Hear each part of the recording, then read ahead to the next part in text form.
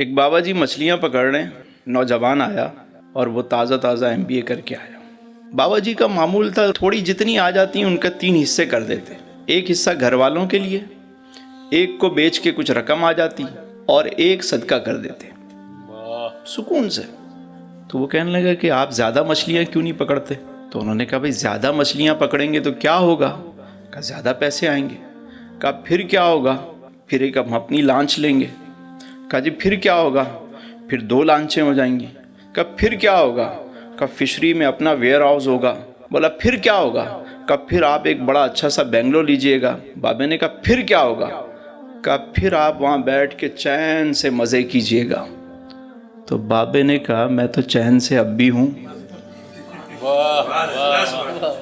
میں تو ابھی بھی بڑے مزے سے ہوں، تو اتنا بڑا چکر میں کیوں کاٹوں؟